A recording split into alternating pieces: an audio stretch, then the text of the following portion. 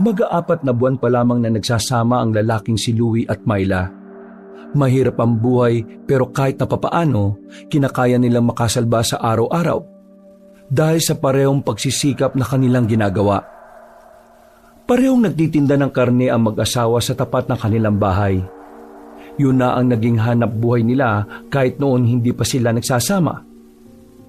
Maagang nagtana ng dalawa dahil sa tangkang paghihiwalayin sila ng kanilang mga magulang. Di hamak na mahirap lang kasi si Myla, habang si Louie naman ay medyo nakakaluwag-luwag ang pamilya. Ganun pa man, hindi naman naging hadlang ang antas ng kanilang pamumuhay para maglayo ang kanilang landas. Yun pa ang naging dahilan para mas isipin nila na para sila sa isa't isa. Mahal, pupunta ka ba mamaya sa imbitasyon ni Kimpoy mamayang gabi? Hindi na lang siguro muna, mahal. Bakit naman? Nung nakaraan pa nangungulit sa'yo yun eh. Wala ka kasing kasama rito mamaya eh. Maglilimang buwan na yung tiyan mo, kaya dapat hindi kita iniiwan mag-isa. Naku, ayos lang naman ako dito sa bahay. Kayang-kaya ko pa namang kumilos mag-isa eh. Kaya sumama ka na sa kanila mamaya. Libangin mo naman ang sarili mo. Palagi ka na lang narito sa bahay at palaging ako na lang ang iniintindi mo. Siyempre mag-asawa tayo. Kahit na hindi pa tayo kinakasal, asawa na rin ang tingin ko sa'yo. At ang asawa, dapat laging sinasamahan. Alam ko naman yun. Pero siyempre, kailangan mo rin makihalubilo sa ibang tao. Kaya sige na, puntahan mo na sila mamayang gabi. Baka mamaya magtampo pa sa'yo si Kimpoy. Parang bata pa naman yon. Mahal ko naman oh. Maraming salamat ha. Huwag ka mag-alala. Kapag may Shanghai, uuwian kita. Naku, kahit hindi na no. Kakain naman ako dito ng maayos eh. Basta, uuwian pa rin kita. Niyakap ng lalaki ang kanyang asawa. Ganun lang kasimple ang kanilang buhay pero masasabi ni Louie na kontento na sila sa isa't isa. Matapos ang pag-uusap na yon, lumabas na muna si Louie ng kanilang bakuran. Bibili siya ng manggang hilaw sa kanto na pinaglilihian naman ng kanyang asawa. Bago siya makarating doon, nakita niyang may mga nagkukumpulang tao sa bahay ng kilalang tanod sa kanila. Napatigil siya sandali. Nalaman niyang nanganganak na pala ang asawa ng tanod na yon. Ang kaso nga lang, walang kumadrona. Wala ring sasakyan para maihatid sa ospital. Ang dating kumadrona sa kanila, namatay na. Sa katunayan, ang pagpapaanak ang iniisip din ni Louie sa oras na dumating na ang araw ng panganganak ni Myla. Mahirapan kasing makasakay. Kailangan pang maglakad ng halos 10 minuto para lang makarating sa terminal ng tricycle. Isang matandang babae ang napadaan at napatigil din.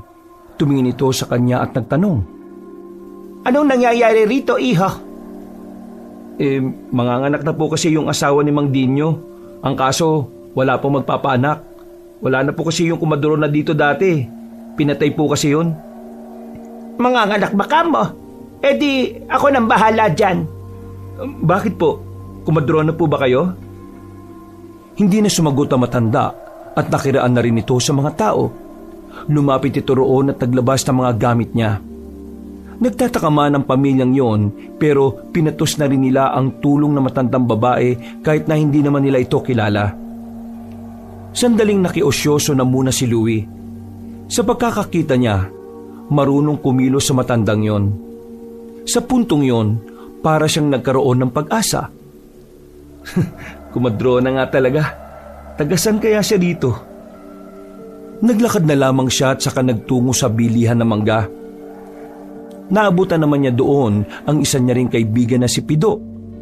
Ang kaibigan nilang hindi gaanong nakikihalubilo sa kanila. Mula kasi nang mamatay ang lolo nito, madalas ay nasa loob na lang ito ng bahay. Nagbago na rin ang pananamit nito. Marami na ring nakasukbit na burloloy sa katawan, mga kwintas, pulseras at meron din mga balabal sa ulo kung minsan. O Pido, buti naman at lumabas ka na ng bakuran ninyo. Kumusta? Ayos naman ako. Kaya ko naman mag-isa eh. Mabuti naman kung ganon. May kailangan ka ba? Wala naman. Gusto ko lang sana malaman kung pupunta ka mamaya sa birthday ni Kimpoy.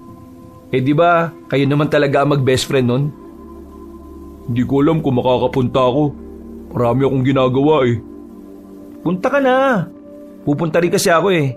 Baka mamaya niyan, mailang lang din ako kasi maraming pumunta. Wala naman akong kilala masyado. Kaya sama ka na. Pag-iisipan ko. Yan. Saan ko yan ha? Sabi ko, pag-iisipan ko. Wala naman ako sinabi na pupunta ako eh. Siyempre, parang ganun na rin yun. Bibili ka rin ba? Oo, para kay misis. Oo nga pala, buntis asawa mo.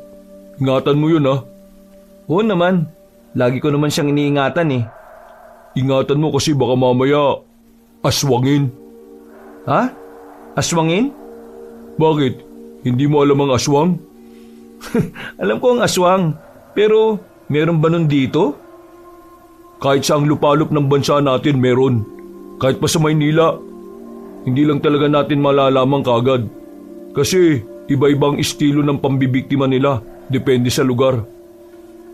Pansin ko, dumadami na yung kalaman mo sa mga ganyang bagay ah. May plano ka bang mag-albularyo? Hindi na sumagot si Pido at tumingin na lamang sa malayo. Nagkibit-balikat na lamang din si Louie. Nagpaalam na rin siya kay Pido matapos siyang makabili. Tumangulang sa kanya ang kaibigan at naglakad na rin pabalik. Nadaanan niya ulit ang bahay nila Mang Dinyo. Nakita niyang masaya na ang mga taong naroroon. Yung pala, nanganak na ang babae. Naririnig na nila ang iyak ng sanggol.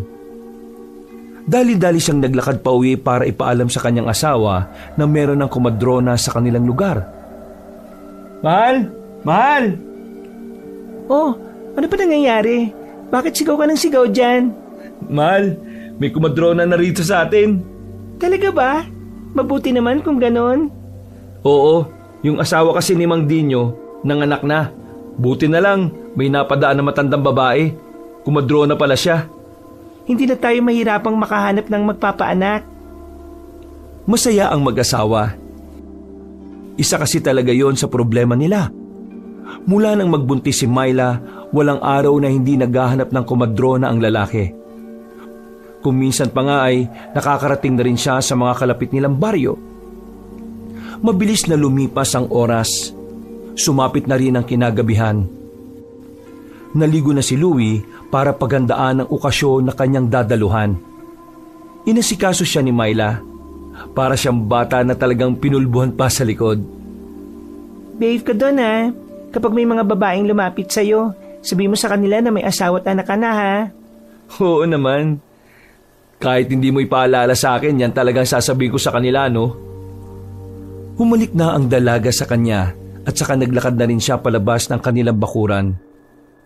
Bago tuluyang makalayo ay nagawa niya pang kumaway sa kanyang asawa.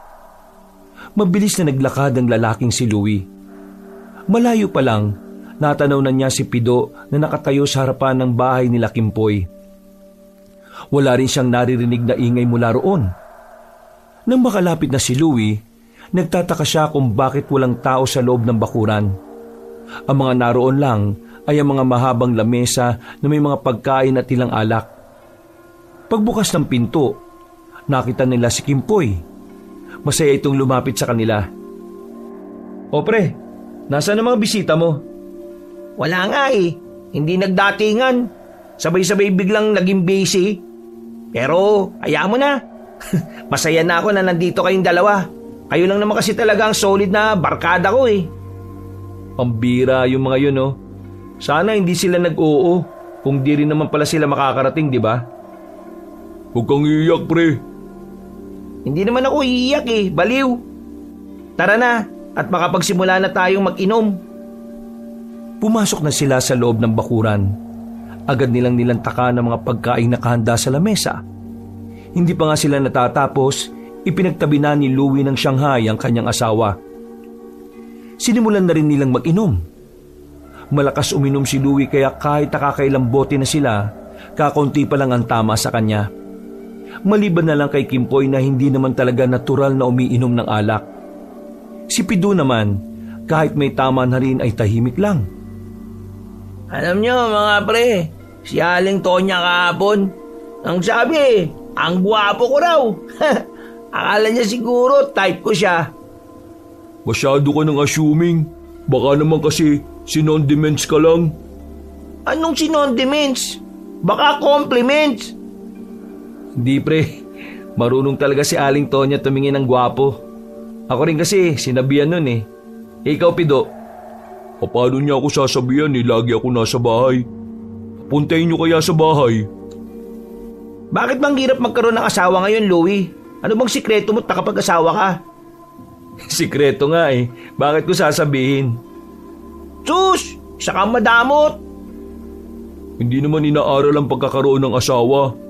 Dumarating yun sa'yo kapag handa ka na. Oh, alam pala ni Pido eh. May asawa ka na ba? Si Aling Tonya! Sabay-sabay silang nagtawanan ng mga sandaling yon.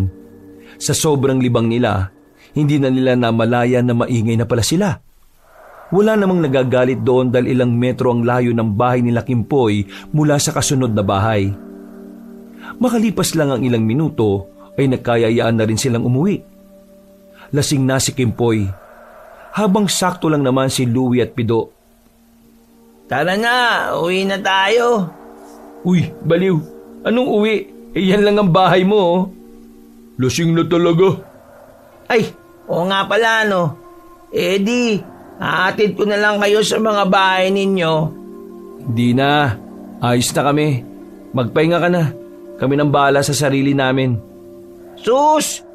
Ang sabihin nyo sa akin, makikipagkita lang kayo kay Aling Tonya para makasama na ni Pido ang matandang yon.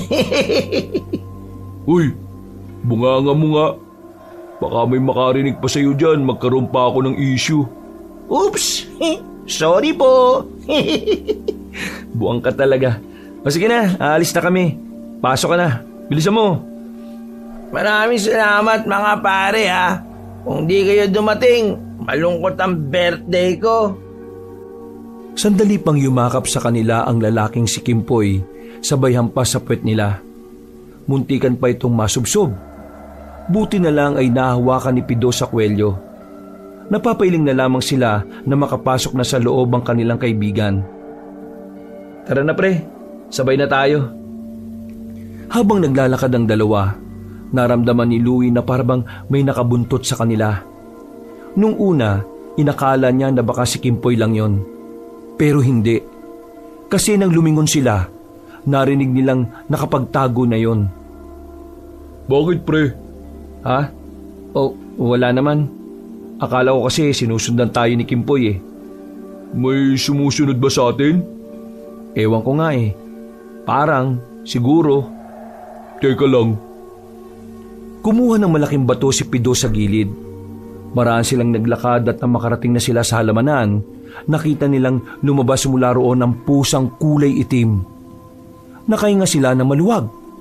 Buong akala kasi nila ay may masamang loob ng sumusunod sa kanila. Pusa lang naman pala eh. Hindi na nagsalita ang binatang si Pido. Para bang meron itong ibang naisip.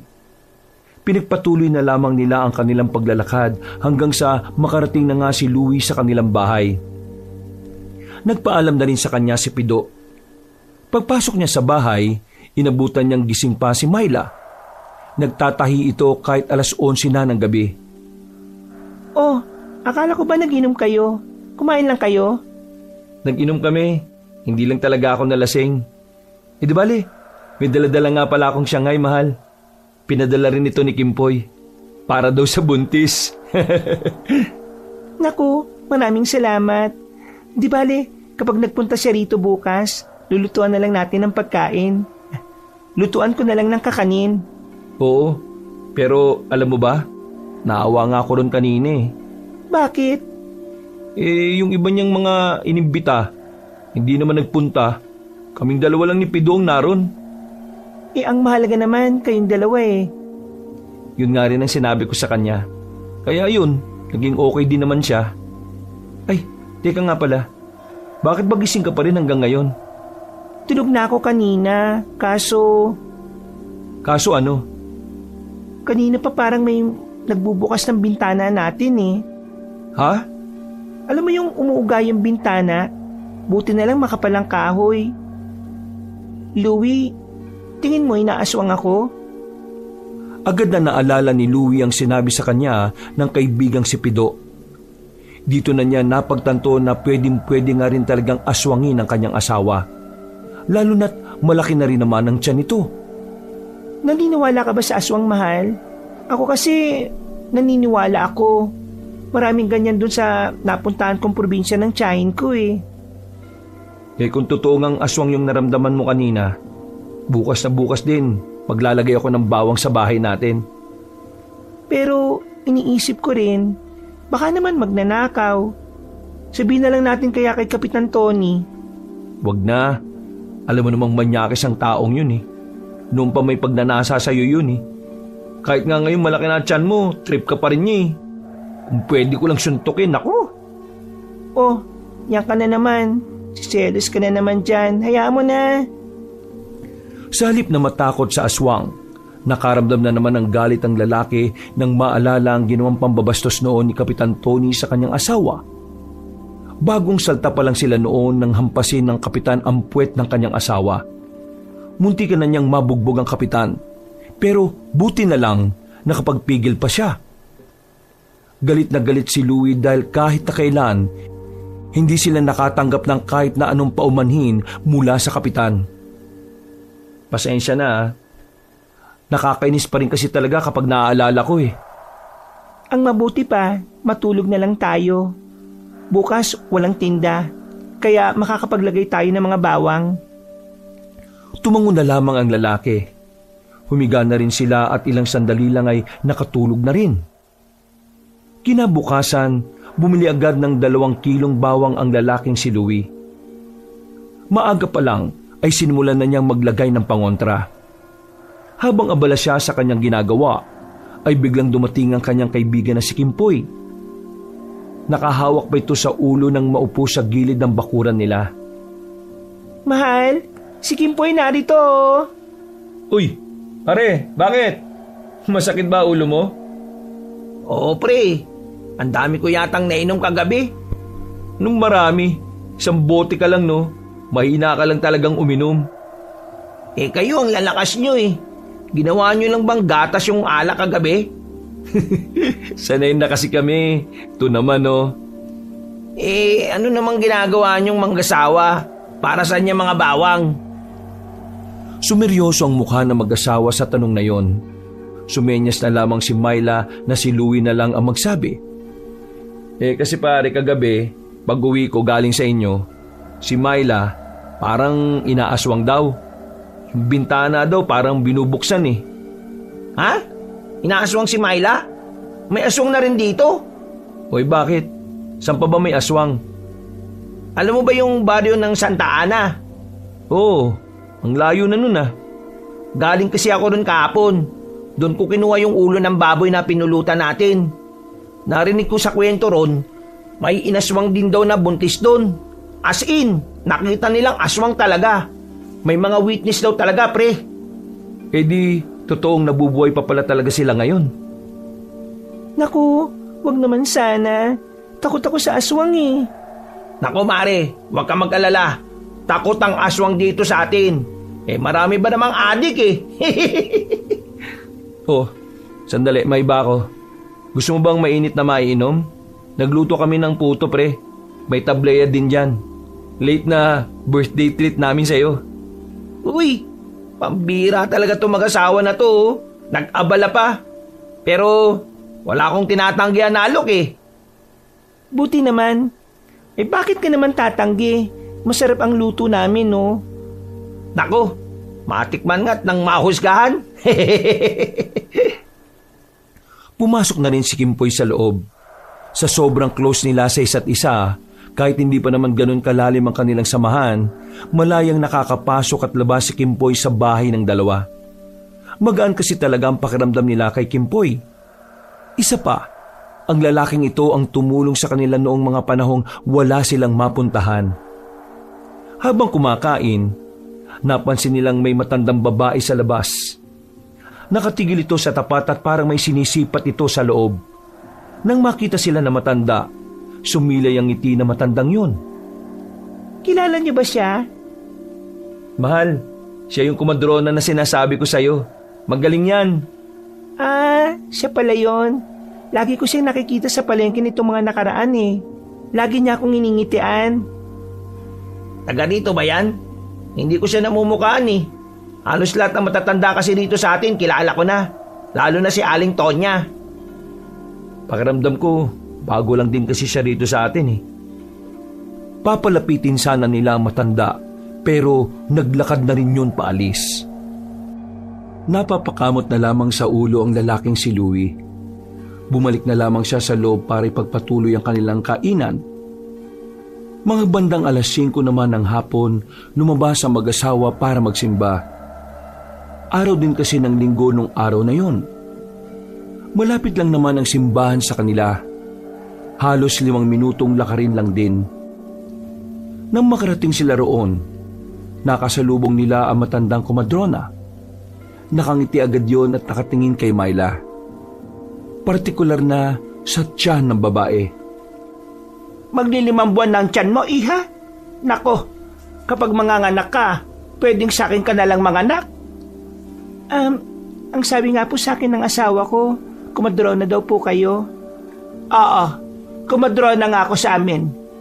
Dito na muna ako lumalagi sa inyo kasi marami daw buntis dito. Alam mo na, kailangan ko rin kasi ng pera. Sige po, kapag manganganak na po si Myla, kayo na po ang hahanapin namin. Nako, mabuti pa nga. Mahirap pa naman dito sa lugar ninyo, ang layo ng ospital. Kaya nga po eh. Sige po, papasok na po muna kami. Magsisimba pa po kasi kami eh. Sandali. Teresita nga pala ang pangalan ko. Kayo, anong pangalan yung dalawa?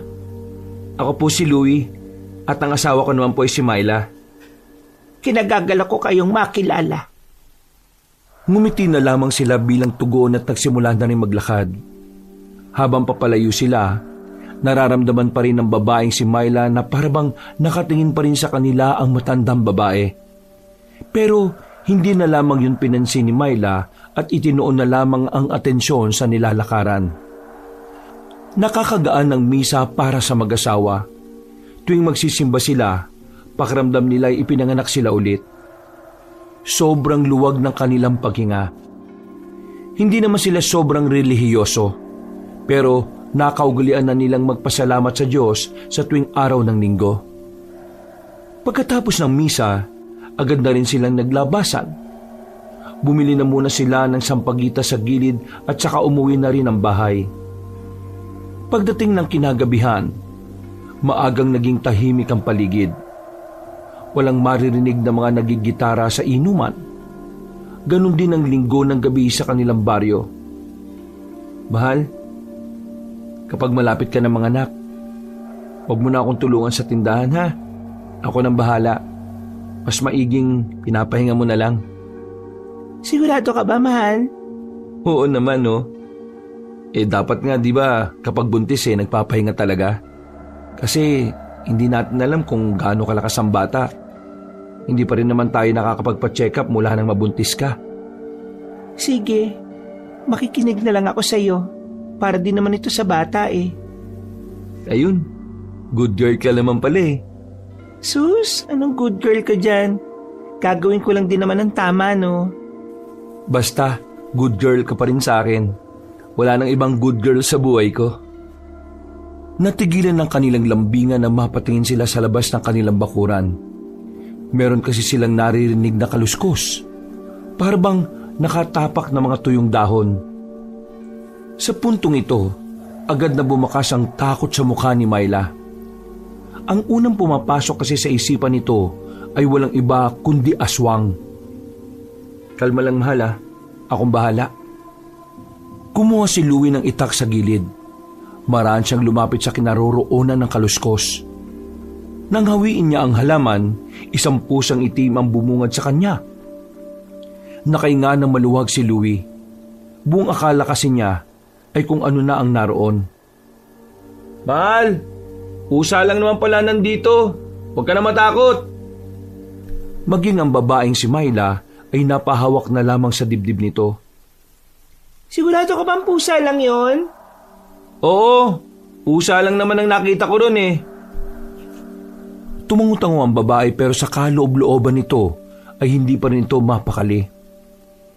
Pinilit na lamang ni Myla na alisin sa kanyang isip ang mga naglalaro sa kanyang utak. Makalipas ang 3 buwan, 1 buwan na lang ay manganganak na si Myla. Kaya naman hindi na rin ito nagpapagod. Si Louie na lamang ang nagbubukas at nagsasara ng kanilang tindahan. Sa mga nakalipas na buwan, wala nang nararamdaman na kakaiba si Myla sa kanyang paligid. Akala nila ay hindi na sila guguluhin ng aswang, kaya tinanggal na rin nila ang mga nabubulok na bawang sa paligid ng kanilang bahay. 6:00 ng gabi, habang abalang nagliligpit si Louie ng kanilang mga paninda, biglang napadaan ng kanilang kapitan, ang matandang si Mang Tony. Huminto ito at tumingin kay Louie. May sinisipat ito sa loob ng bahay. Na alam naman ni Louie na si Myla ang hinahanap nito. Tingin pa lamang ng kapitan, alam na niyang manyakis ito. Malapit ng mga nakangasawa mo, hindi ba? Oo. Meron akong sasakyan na pwede niyong magamit kapag kailangan mo siyang itakbo sa ospital. Baka gusto niyong iramin sa akin yon sa takdang pa. Hindi na po. Napalingon sila sa gilid ng bahay kung saan nanggaling ang babae. May dala-dala pa itong hanger. Hindi na po namin kailangan ng tulong ninyo. Meron na kaming kinausap na komadrona. Siya na lang ang magpapanak sa akin. Kaya maraming salamat na lang po. Nako, nagtitiwala kayo sa mga naglilitawang komadrona ngayon? Hindi naman lisensyado mga taong yun eh. Kung sa ospital ka mga anak, siguradong ligtas na ligtas ka ron. Makakabawas ka pa sa babayaran dahil kilala ko ron. Bakit niyo po ba kami gustong tulungan? Tumingin na muna si kapitan sa mukha ng babae. Ngumiti ito ng nakakaloko. Wala tong pakialam kung naroon si Louie o wala. Kung makatingin, para bang hinuhubaran na niya ang babae. Bakit kita tinutulungan? Sabihin na lang nating mahalaga ka sa akin. Mas mahalaga pa sa kahit anong bagay. Sandali lang. Iba na sinasabi niyo, kapitan ha. Pwede ba? Kung may mali siyang pagtulong niyo, umalis na lang kayo. Ano ka ba naman, Louie? Masyado namang mainit ang ulo mo. Bilang kapitan, mahalaga naman talaga sa akin ang safety ng mga kalugar ko. Masama bang sabihin ko yon? Hindi masama, pero kapag nanggagaling sa inyo, dun pa lang sumasama. Kaya nakikiusap ako. Lumabas na kayo bago pa ako makagawa ng kasalanan. Oo, magdahan-dahan ka sa pagpapalayas mo sa akin, iyo. Baka nakakalimutan mong ako ang kapitan sa baryong ito. Hindi ko naman nakakalimutan yung Kapitan Tony. Kaya nga nagpipigil pa ako sa inyo ngayon kasi alam kong kapitan ka namin. Kaya pwede ba umalis ka na? Tigilan mo ng asawa ko. Okay, sige. Madali naman akong kausap eh. Pero, Myla, sa oras na magbago ang isipan mo, huwag kang mahihiyang magpunta sa akin, ha? Nandun lang ako sa opisina ko. Punta ka, ha? Pero dapat mag-isa ka lang para tarantado ka rin pala talaga no? Hindi na napigilan ni Louie ang kanyang sarili. Tinulak niya ang kapitan. Buti na lamang ay nasolo ito ng 4 na tanod na kasama nito. Akmang lulusubin na ni Louie ang kapitan nang dumating naman si Kimpoy. Inawat nito si Louie. Uy, pre, awat na muna. Ano ba nangyayari?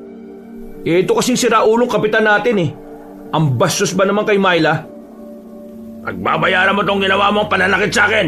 Tandaan mo yan, Louie. Hindi kita sinaktan, no? Tinulak lang kita. Pasalamat ka pa nga, ganyan lang ginawa ko sa iyo eh. Akala mo, nakakalimutan ko na ginawa mong panghihipo sa asawa ko noon? Hindi, no? Mahal, tama na, pakiusap. Lumabas na rin ng bakuran nila ang kapitan. Saka lamang kumalma si Louie nang makita niyang nakalayo na ang mga yon. Umupo siya sa gilid at tinabihan naman niya si Myla. Si Kimpoy naman, nakatayo lang sa harapan nila. Gagi ka pre, kapitan natin yun eh. Baka mamaya kung anong gawin sa'yo nun. Masyado ka naman nagpapadala sa emosyon mo eh. Hindi ko na kasi kayang manood lang sa ginagawa niya eh. Napakabastos niya kaya. Ganun talaga yun sa mga babae, pre. Pero iba talaga ang pagkaumaling niya rito kay Kumari, no? Gusto niyo ba, report na natin sa pulis para maalis na sa pagiging kapitan yan?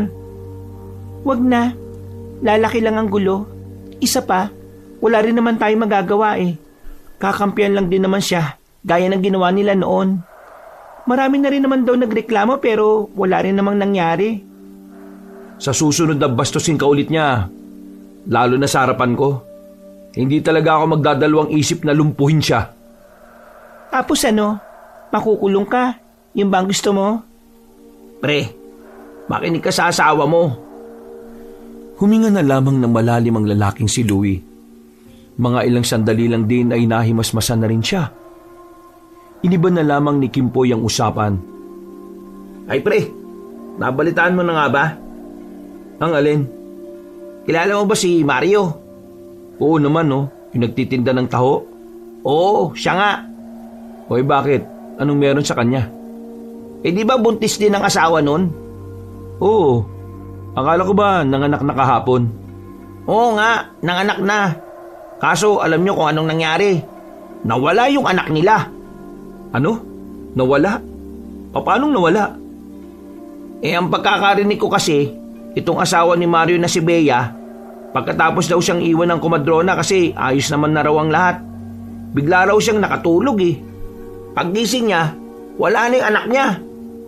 Pambira din kasi itong si Mario, nakatulog din daw nung oras na yun. Alam niyo, sabi pa, parang may nangyaring kakaiba daw kaya sabay silang inantok. Parang sinadya. At ito pang malalang chismis, pre.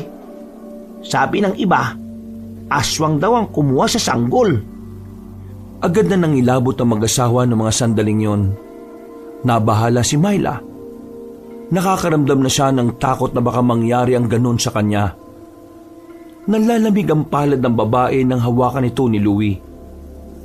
Kung totoong aswang ngayon, dapat pala mag-ingat din kami. Oo pre, dapat mag-ingat kayo. Gusto niyo ba, dito kami sa labas ni Pido kapag manganganak na si Kumari sa loob? Ayos lang ba yun sa inyo?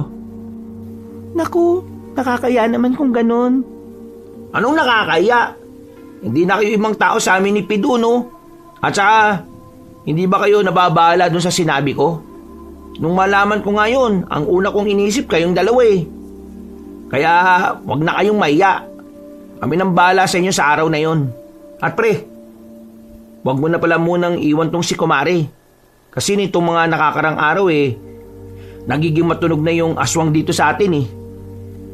Wag naman sana pero baka mamaya si Kumari ang madaanan kapag wala ka. Oo, maraming salamat pre. Tumangon na lamang si Kimpoy sa kanila. Tinapik naman siya ni Kimpoy sa balikat. Mabuti na lamang at meron siyang kaibigan na maaasahan na gaya ni Kimpoy at Pido.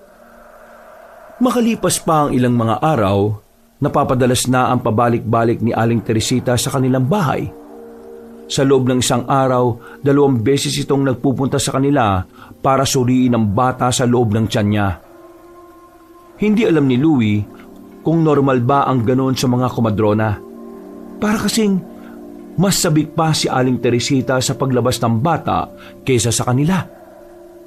Hapon ng 5:00, naroon na naman si Aling Teresita. Nasa loob sila ni Myla habang siya naman ay nagpapakulunan ng tubig.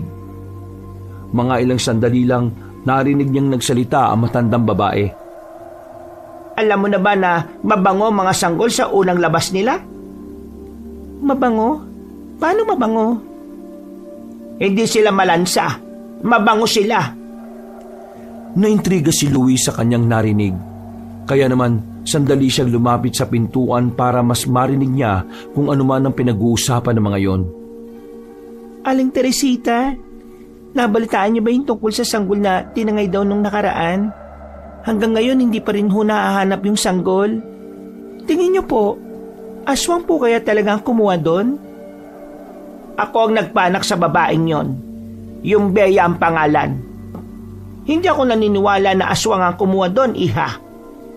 Lahat ng pinapaanak ko, binibigyan ko ng pangontra ang mga sanggol. Pangontra? Ano pong pangontra?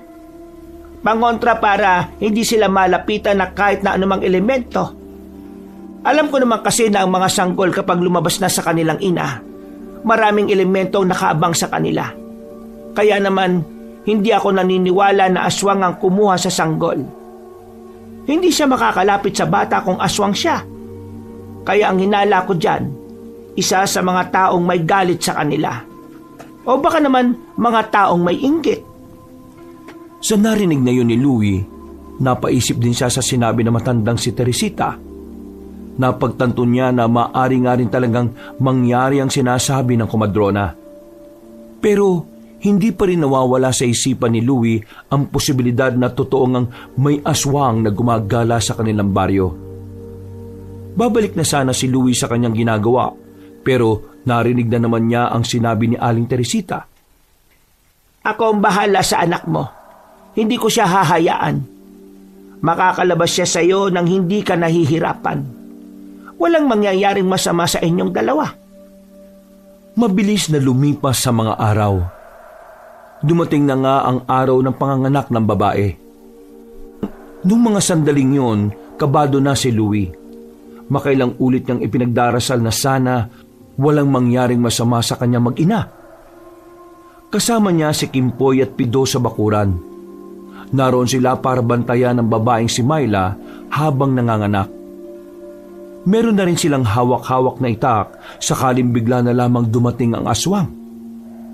Dapat pala, naglagay tayo ng maraming bawang para hindi makalapit ang mga aswang, no? Hindi naman totoong tumatalab ang bawang sa kanila. Nahahapdian lang sila. Pero kinakaya nila yun. Yung nanakawan ng anak nung nakaraan, may mga bawang din ang bahay nila eh. Pero nakapasok pa rin ang aswang. Ang kailangan natin ngayon, huwag tayong makatulog. Tingin ko, may ginagawang kakaibang orasyon ng aswang na yun eh, para makatulog ang mga gising na malapit sa buntis. Maraming salamat sa kaalaman, pre, ah. Hindi mapakali si Louie. Tayo siya ng tayo. Lakad siya ng lakad. Pinagpapawisan din dahil sa kaba na kanyang nararamdaman. Noong mga oras na yon, hindi niya mapaliwanag ang kanyang emosyon. Kinakabahan siya.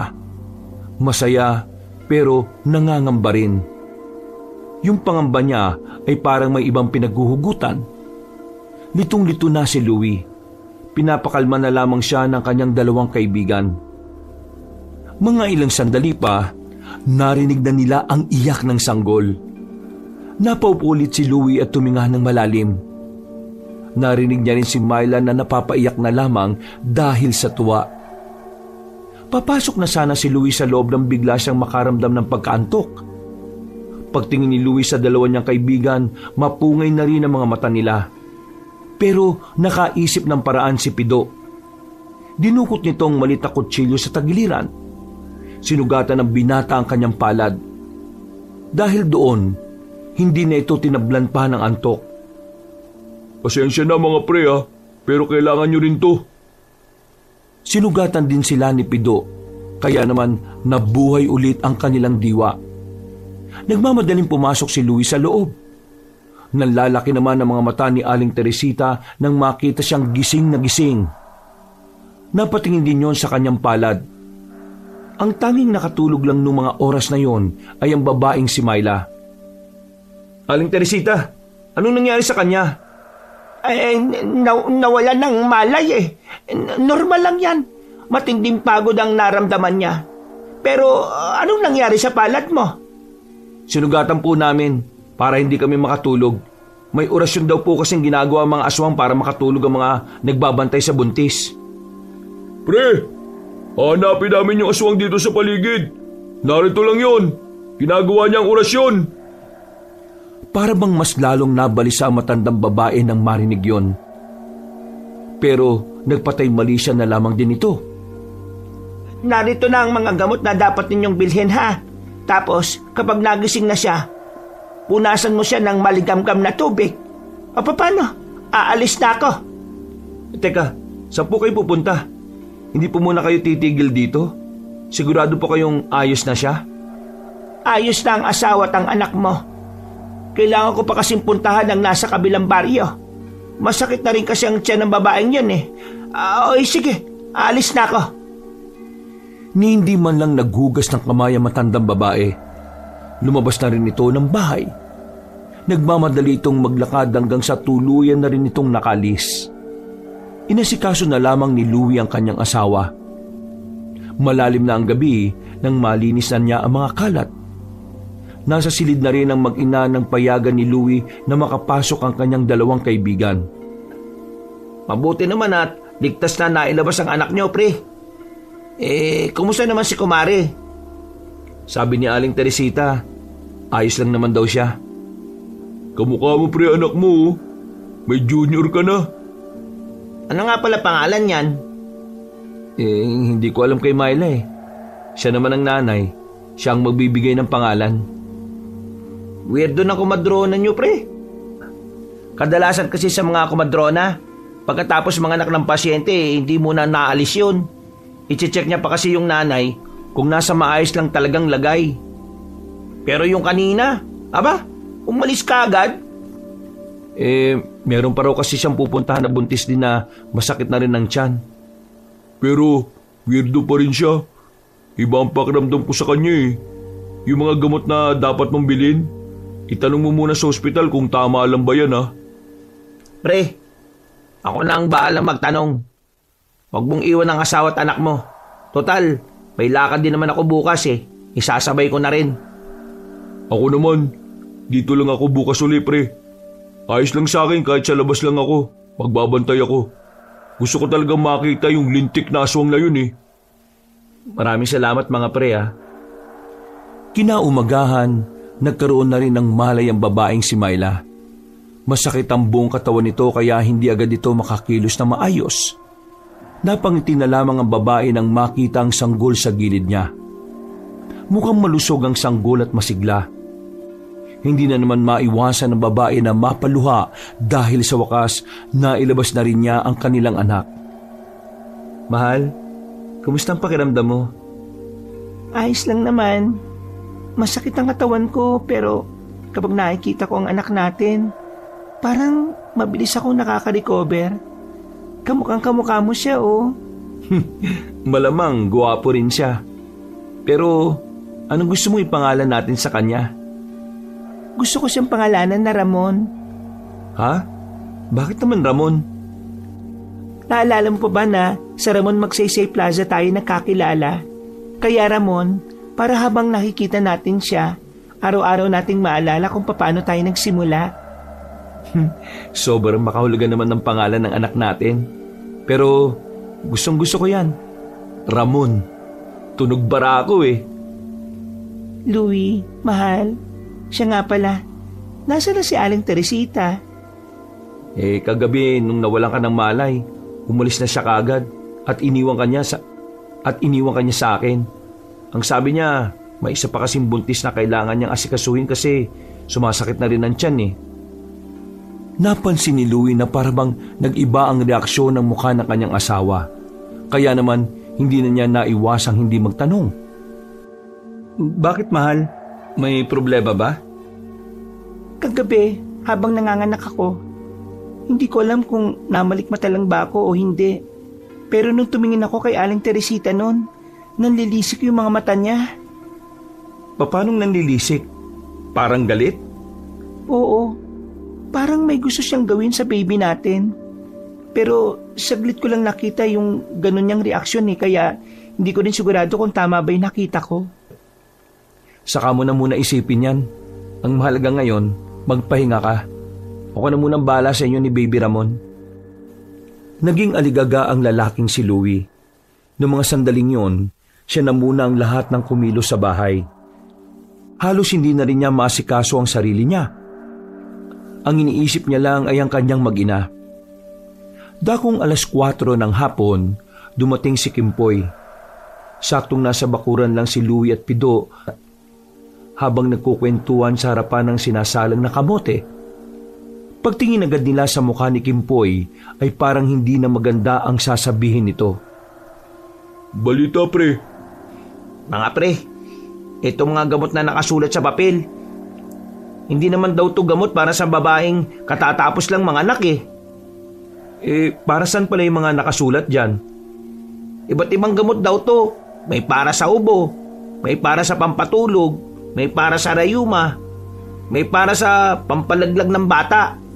Hindi daw to nire-recommenda pre. Totoo ba talagang kumadrona si Aling Teresita? Parang gusto niya yata mamatay si Myla eh. Hindi maganda to ah. Ayaw ko tong isipin pero... Pero ano? Pakiramdam ko talaga. Si Aling Teresita ang aswang eh. Maging si Louie rin ay nagtindigan ng balahibo sa sinabi niya. Sa katunayan, nung gabi pa lang na umalis si Aling Teresita, naginala na siya sa matandang yun. Hindi niya lang masyadong inintindi dahil gusto niyang unahin ang kanyang mag-ina.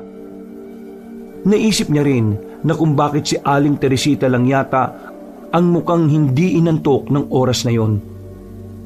Gusto niya rin malaman ang iniisip ko. Ang totoo niyan, yan din ang hinala ko eh. Hindi ko lang agad sinabi kasi ayaw ko matakot si Myla. Ibig sabihin, si Aling Teresita rin yung kumukuha ng sanggol? Kasi lahat ng tinulungan niyang mga anak, nagkaroon ng problema eh. Pero yung pinakamalala lang talaga, yung nawala yung sanggol. Anong gagawin natin ngayon? Kung sakaling aswang nga yung kumadronang yon? Hindi ko rin alam. Basta ang alam ko lang, poprotektahan ko si Myla at higit sa lahat, ang anak namin. Akong bahala. Bakit? Alam mo ba kung paano lalabanan ng matandang yon kapag umatake yun? Sa pagkakaalam ko mababangis sa mga aswang eh. Nakakalimutan niyo na bang dating albularyo ang lolo ko? Bago siya mamatay, nangako ko sa kanya na susundan ko ang mga yapak niya. At ngayon, palihim kong pinag-aaralan ng lahat ng nalalaman ni lolo. Hindi pa ako magaling, pero ang mahalaga, meron akong alam. Mga pre, kailangan nyo rin matutong humawak ng katana. Yun ang magsisilbing panlaban natin kay Aling Teresita. Okay, sige. Sabihin na nating may alam ka. Pero ito lang naman ang gumugulo sa isipan ko eh. Mahirapan ba talaga tayo sa matandang yun eh? Matanda na nga yun? Kimpoy, ang aswang ay hindi tao. Ibig sabihin, iba ang lakas sila kapag nakaanyong tao sila kumpara sa nakaanyong aswang sila. Tama si Pido. Yan din ang nabasa ko nung nakaraan sa comics na nabili ko.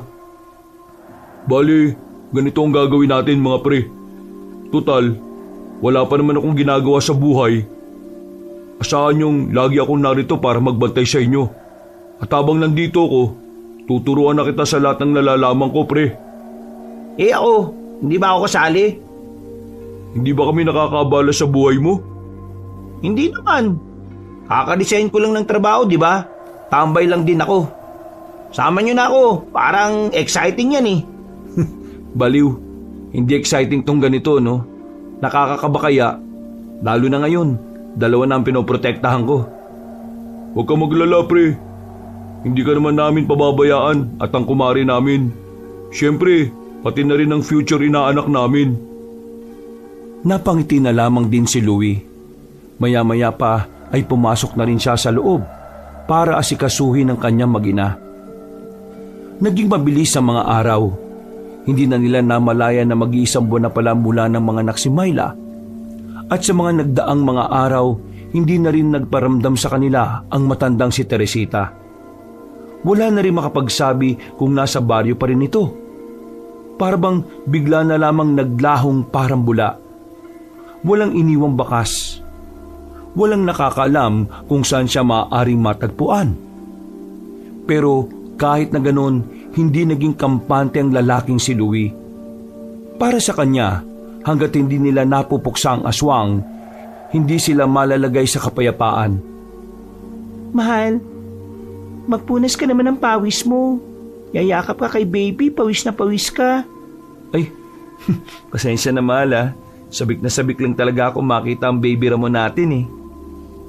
Yan bang pagpapractice nyo ng mga kaibigan mo? Kailan matatapos? Naawa na ako sa iyo eh. tindahan ka sa umaga hanggang hapon, tapos sa gabi naman, nag-iensayo kayo dito. Wala ka ng pahinga. Mahal, ayos lang naman ako. At saka, ginagawa ko naman to para sa inyo eh. Para kung sakali mong malagay sa alanganin ng buhay ninyo dahil sa mga aswang na yon, meron ako magagawa para sa inyo. Mahal, sigurado ka ba talagang dyan sa aswang na yan? Baka mapahamak naman kayo dyan eh. Mahal, kahit hindi nagpaparamdam ang mga aswang dito sa atin, may mga nababalitaan kami na sa ibang baryo muna sila nang gugulo. Kaya mas mainam ng handa tayo. Si Aling Teresita, hindi pa rin ako makapaniwala na aswang siya. Mukha kasi siyang mabait eh. Magagaling daw talaga kasing manlinlang ang mga aswang. Mabuti na lang nung nanganak ka, hindi kami nakatulog. Kasi kung nagkataon, baka wala na rin si baby. Bumuntong hininga na lamang ang babaeng si Myla. Niyakap na lamang din ito ni Louie. Dumaan ang isa pang buwan. 6 na buwan hanggang sa mag-1 taon. Pero tuluyan nang hindi nagpakita ang matandang si Teresita sa kanilang lugar. Dahil doon, inakala nilang wala nang mangyayaring kababalaghan. Nabinyagan na ang anak nilang si Ramon. Tapos na rin ang unang kaarawan. Gumaganda na rin ang takbo ng kanilang buhay dahil mas lumaki ang tindahan nila ng karne at isda. Nako, nagsisimula na maglagad tong inaanak namin ah. Pag 2 taon nitong ni Ramon, tumatambling na to. Nasa bakuran sila nung hapon na yon.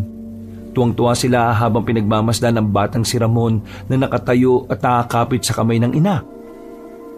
Baka mo sa susunod na linggo tuwid na magsalita yan.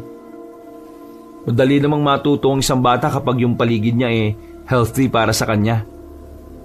Kaya kayong 3, wag na wag niyong tuturuan ng kalokohan to ah. Mayayari kayo sa akin. Nagtawanan na lamang sila ng mga sandaling yon. Pero hindi nila inakala na ang tawanan na yon ay mapapalitan na naman ng kaba. Dahil muli na namang mahahaluan ng kababalaghan ang kanilang buhay nung gabing yon. Dakong 9:00 ng gabi, nasa silid na ang kanya mag-ina. Nagpapahinga na ang mga yon. Habang si Louie naman ay nasa sala lang sila. Tinatakpan ng sahig nilang yari sa pinagkabit-kabit na kawayan. Habang abala ang lalaking si Louie, nagulat siya nang makitang parang may tao sa silong nila. May mata kasi siyang nakita at talagang sumilip pa yon sa butas na gusto niyang lagyan ng takip. Agad na napatayo ang lalaki. Pasimple niyang kinuha ang katana na binili niya pa sa bayan. Nakita siya ni Myla sa ganoong kalagayan. Sinenyasan niya lang ang asawa niya na kunin ang bata at huwag mag-iingay. Nang muling sumilip ang nasa ilalim, hindi nagdalawang isip si Louie na saksakin ng katana ang nasa ilalim. Pag-angat niya ng katana, meron na yung dugo. Agad siyang lumabas ng bahay. Nakita niya ang isang lalaki na nagmula sa silong nila. Gumagapang yun na mabilis. Bumangga pa sa bakod nila. Hahabulin pa sana niya yon pero biglang lumundag ang lalaki at saka umakyat na rin sa puno. Lumundag-lundag hanggang sa hindi na niya nakita pa. Noong mga sandaling yon, punong-puno ng takot ang kalooban ni Myla para sa kanilang anak. Pinakalma ni Louie ang kanyang asawa. Mga ilang sandali lang din, dumating na rin si Kimpoy matapos itong matanggap ang text message ni Louie. Nasaan si Pido? Tulog na yata kaya hindi na nabasa text ko Kumusta kayo dito pre? Nasaktan ba kayo? Yung bata? Ayos lang kami pre. Walang nasaktan sa amin. Sa katunayan, nasaktan ko pa yung aswang na nasa ilalim ng bahay namin. Natusok ko siya sa mata pre. Pero nagtataka ako pre. Lalaki yun. Lalaki na si Aling Teresita? Sira. Ibig ko sabihin, hindi siya si Aling Teresita kasi lalaki nga yun. Teka. Ibig ba nitong sabihin, hindi aswang si Aling Teresita? Meron akong 2 naiisip pre. Pwede nagkamali tayo sa bintang natin sa aswang siya. At normal lang siyang tao. Pero pwede rin namang aswang din siya at hindi lang siya nag-iisa. Diyos ko, kung meron pang ibang aswang, ibig sabihin, mas delikado. Paano kung si Aling Teresita pala may mga kasamang aswang? Tapos, plano nilang kunin ang anak natin, mahal. Hindi ko hayaang mangyari yan. Gagawin ko ang lahat para hindi sila makalapit sa inyo. May napagtanungan ako, pre. Sabi ng kakilala ni Papa, yung mga aswang daw, may kakaibang ugali na kapag may gusto silang kunin, talagang hindi sila papayag na hindi nila makukuha yun. Ibig sabihin, pre, kahit pag binata na yan si Ramon, hahabulin pa rin yan ni Aling Teresita. Kaya ang mas maganda nito, pre, gumawa na tayo ng hakbang kung paano tutugisin na matandang yun. Bumuntong hininga na lamang ang lalaking si Louie. Nang nasa loob na sila ng bahay, dumating naman si Pido. Natataranta sila nang makitang dumudugo ang braso nito. Pero parang normal lang ang kilos ni Pido na tila ba walang nangyari. Diyos ko naman, Pido, ano bang nangyari sa'yo? Pre, may nasundan akong aswang sa gubat. Nakalabang ko siya. Muntikan ko na siyang mapatay, pero nakatakbo eh. Lumalakad ka na mag-isa sa gubat? Pambihira ka naman. Pwede ka mamatay sa ginagawa mo eh. Nagro-ronda kasi ako kanina. Sinundan ko lang yung aswang na nakita ko hanggang sa makarting kami sa gubat. Lalaki ba yung aswang na yan? Hindi, babae. Parang kasing edad lang natin. Yun nga ang sasabihin ko sa inyo eh. May aswang din kanina rito, pre. Lalaki naman. Natusok daw ni Louie sa mata kaya tumakbo lang. Kung ganun, hindi lang pala nag-iisa ang kalaban ko kanina. Ibig sabihin marami sila. Yan nga ang usapan namin kanina eh. Kung saan-saan ka kasi nagpupunta eh. Pare, kailangan nyo na makalipat ng bahay. Delikado na kayo rito. Hindi titigil yung si Aling Teresita hanggat hindi niya nakukuha si Ramon. Nang matapos ang usapan na yon, pinagpahingan na rin ni Louie ang kanyang mag-ina. Habang sila naman, nananatiling gising at nagbabantay sa paligid. Wala naman ng aswang na bumalik noong sandaling yon. Inabot na sila ng umaga. Dahilan para makaramdam na rin sila ng antok. Pinauwi na muna ni Louie ang dalawa niyang kaibigan para makapagpahinga rin. Siya naman ay pinatulog na rin muna ni Myla. Kailangan niya kasing matulog dahil ilang araw na rin siyang hindi nakakapagpahinga na maayos. Dakong 4:00 ng hapon, nagising si Louie na makarinig siya ng kalabog. Pagsilip niya sa sala, nasa sahig na ang mga plato na pinagugasan ni Myla. Agad naman tumayo ang lalaki dahil sa pagkabahala. Nakita niya ang asawa na natulala habang nakatingin sa labas. Pero wala namang makita si Louie na naroon. Mahal, anong nangyari? Si Aling Teresita. Nakita ko sa labas. Nakatayo siya sa labas ng bakuran natin habang nakangiti. Agad na kinuha ni Louie ang katana na nakasabit sa dingding. Lumabas siya ng kanilang bahay. Tiningnan niya ang paligid, pero wala na siyang nakita roon. Kaya habang maliwanag pa, nag-impake na ng damit ang mag-asawa. Walang ideya si Louie kung saan siya maaaring pumunta. Gulong-gulo ang kanyang utak noon. Ang tanging tumatakbo sa isipan niya ay mailayo ang kanyang mag-ina. Pre, Pido! Tinawag niya ang kaibigan nang nasa harapan na sila ng bahay ng binata. Dala-dala na nila ang kanilang mga gamit. O pre, anong nangyari? Nakita raw ni Myla kanina si Aling Teresita sa labas ng bahay namin eh. Tingin ko pre, bumalik na siya para kunin tong anak namin. Sige. Handa ko lang mga gamit ko. Tapos pupunta na natin si Kimpoy. Siya ang may alam ng mahihiraman ng masasakyan natin paalis. Walang sinayang na pagkakataon ng lalaking si Pido at agad na rin naman itong naganda. Pagkatapos, tinungo naman nila si Kimpoy. Pinuntahan nila ang matandang si Tonya, ang matandang laging tinutokso nila kay Kimpoy. Kinapalan na lang ni Kimpoy ang mukha para makahiram ng owner-type jeep. Buti na lang ay nadala niya sa kaunting bola ang matanda. Kaya naman, meron na rin silang nagamit para makaalis. Sabi ko na nga ba, ikaw talaga ang type ni Aling Tonya eh. He, tumigil ka nga dyan. Ang mahalaga ngayon, makakalis na tayo. Maliligtas na natin ang inaanak natin. Mga pre, maraming salamat talaga. Hindi namin alam ni Myla ang gagawin namin kung wala kayo. Huwag ka na muna magpasalamat, no? Saka ka na magpasalamat kapag natapos na ang problema natin na to. Sandali silang natahimik habang nasa biyahe. Katamtaman lang ang bilis ng kanilang takbo dahil may mga parting lubak ang kanilang mga nadaraanan. Noong mga sandaling yun, akala ni Louie ay makakalis na sila ng payapa. Pero nagulat sila nang biglang pumutok ang gulong ng sinasakyan nilang owner. Bumaba si Louie at Pido para tingnan yon. Nakita nila ang isang mahabang kahoy na parang sinadyang ilagay sa kalsada. Meron kasing mga pako roon. Sa puntong yon ay kinabahan na sila. Batid nila na ang mga sandaling yon ay pumabor na sa mga aswang na tinatakasan nila. Hindi nagtagal, nakita na lamang nilang lumabas na sa gilid si Aling Teresita. May kasama itong dalawa pang aswang. Isang babae na may benda sa katawan at isa namang lalaki na may benda naman sa mata. Mahal, tumalikod ka lang. Ang anak natin, yakapin mo na maigi. Diyos ko, ano ba nagawa natin sa kanila? Bakit ayaw nila tayong tantanan? Humangin ng malakas. Nakakadagdag pa ang hangin na yon para lalo silang kabahan. Sumakto pa na nasa ilalim ng pose ng ilaw ang tatlong aswang. Kaya kitang-kita nila ang reaksyon ng mukha ng mga yon. Saan kayo pupunta? Balak niyo bang itakas ang bata sa akin?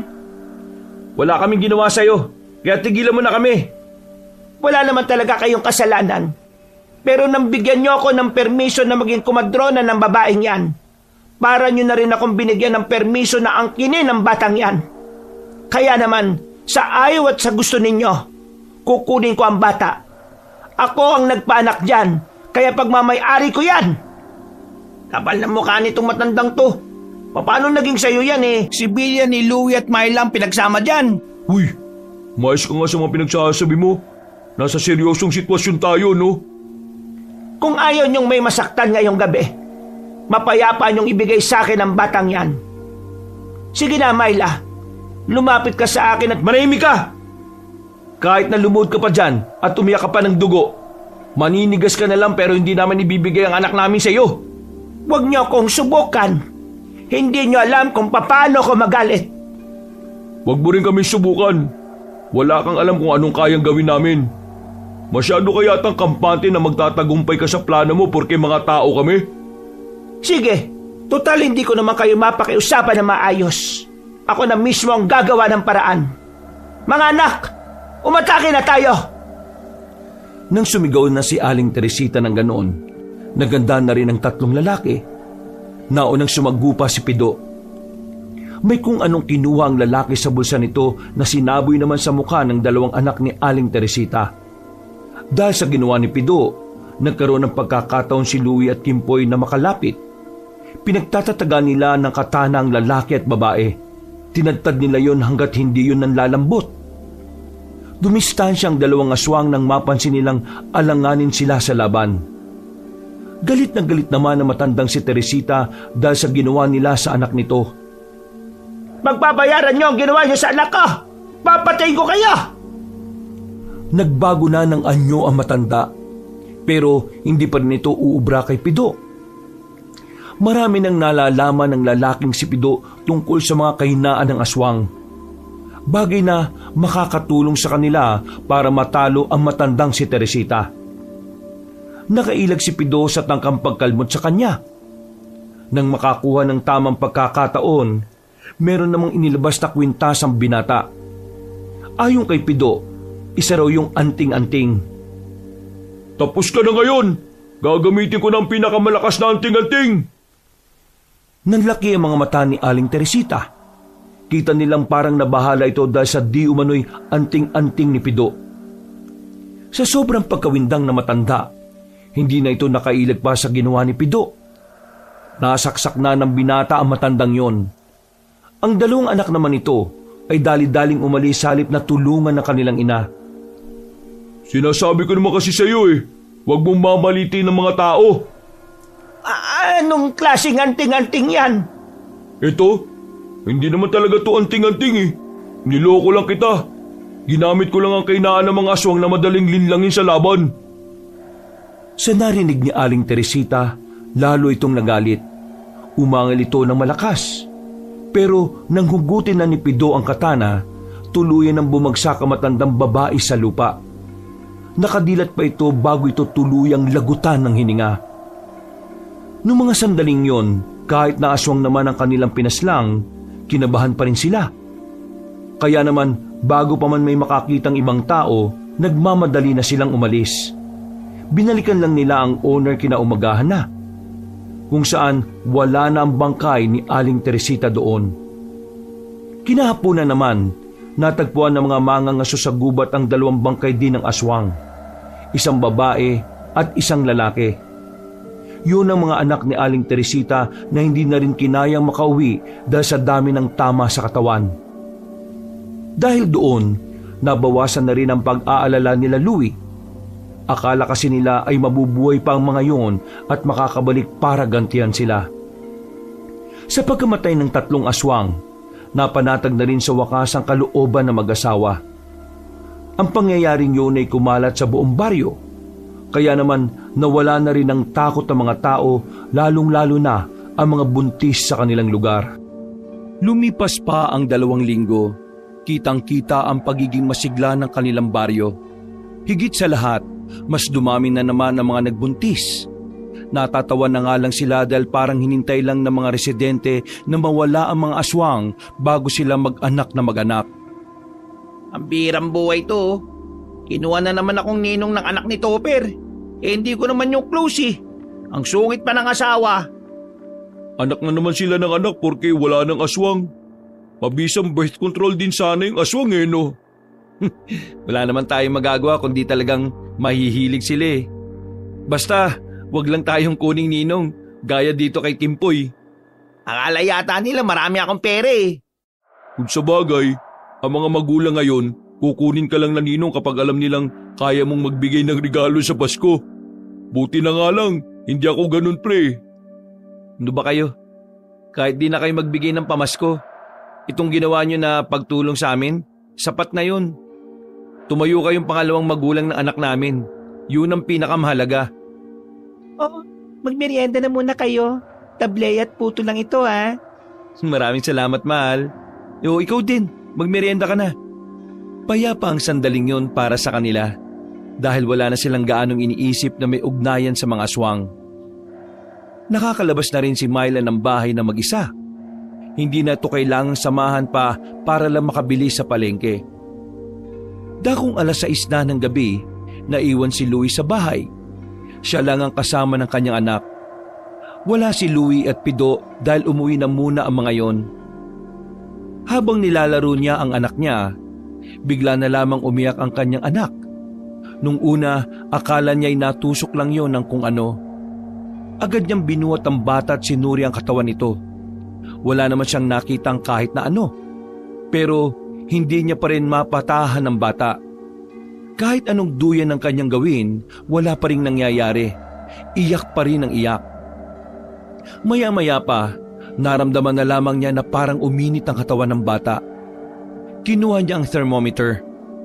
Nabahala siya nang malaman na mataas ang lagnat ng kanyang anak. Laking pagtataka niya nun dahil sa isip niya, parang biglaan naman ang pagkakaroon ng sakit ng bata.